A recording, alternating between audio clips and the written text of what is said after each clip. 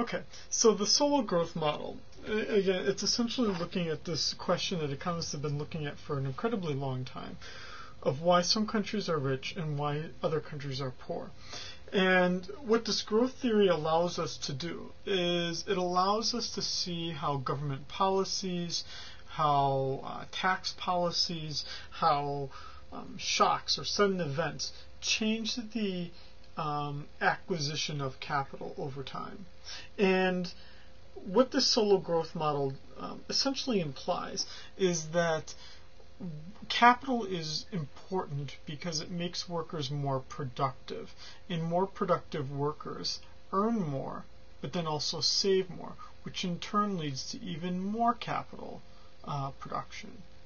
Okay, so with that importance on labor productivity then, the solo growth model is going to then require that labor and capital are both essential to the production of any good or service. So what that would mean, and this is our first macroeconomic model, I know, exciting stuff. What we're going to say here is that total production, which is also total income, Y, this is a capital Y, because it's for the entire economy, is going to equal a function of, so this is just standing for a function of, the quantity of capital. Again, economics as a discipline came first from the Germans were very strong in economics in the beginning, and capital in German starts with a K. Quantity of capital and your quantity of labor. Now, if we look at this as a per worker basis, then what we would have here for a little y would be our output per worker. Little y is going to stand for output per worker.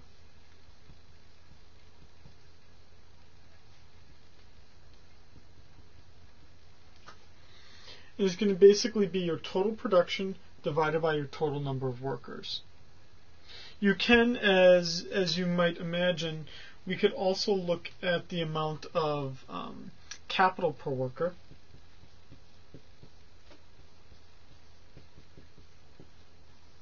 Please do not spell capital with an O. An O in capital would be the actual building. Capital has an A in it at the end. Little k, standing for capital per worker, that would be your total capital divided by your labor force. Now, what we then do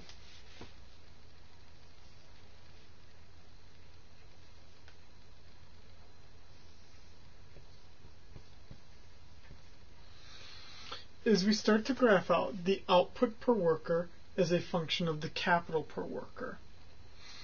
We get more output per worker as we have more capital per worker. More capital per worker. Workers having more capital means more production. They become more productive. But, and this is important, they become more productive at a decreasing rate. F of k, which is also equal to y, is just saying this is the amount of capital per worker that the workers have, and this is the output per worker. So this is just saying it's a function of the capital per worker equaling the output per worker. The output per worker is increasing at a decreasing rate. I'll repeat that again. The output per worker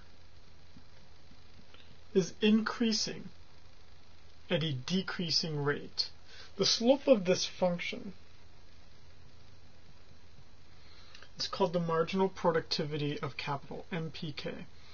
And that would be equal to the change in K over the change in Y. If I give you one more unit of capital, how much more output do I get? The answer in this case here is you do get more production, but not as much as you used to. Let's say that I've got like 10 people up and down my hallway here. Let's say we only had one computer. Well, surely we would be not that productive, right? But as I start to say, okay, 10 people are going to share 2 computers, right?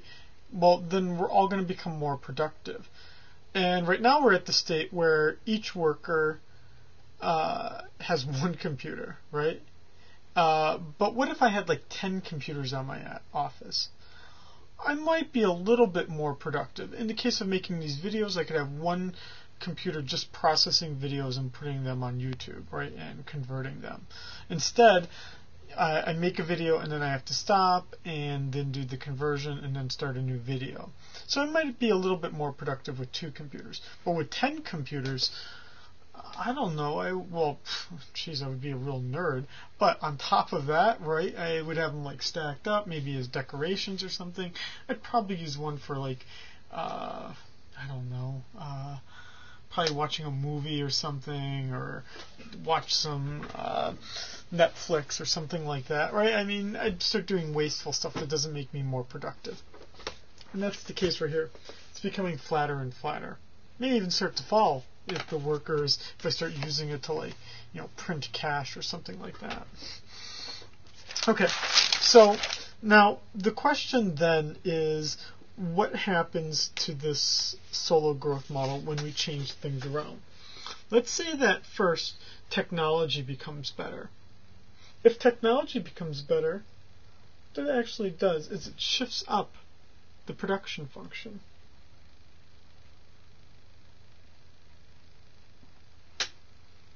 The workers are going to become more productive if the technology, the way in which we combine workers with capital, becomes better.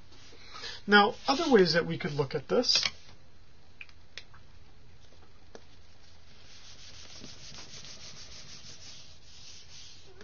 would be then to say, well, what happens when we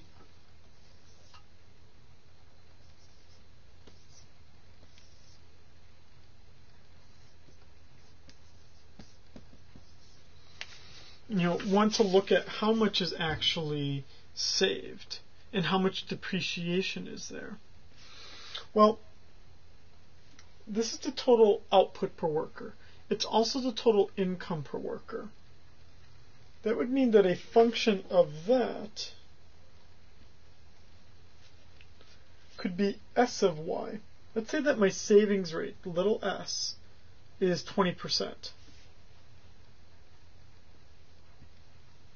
So this is going to be 20% of this. I know it's not 20%, but I'm making the difference look really big here. So this is my savings function. This is my income function. But now what we're also going to say is that capital gets worn out over time. It depreciates.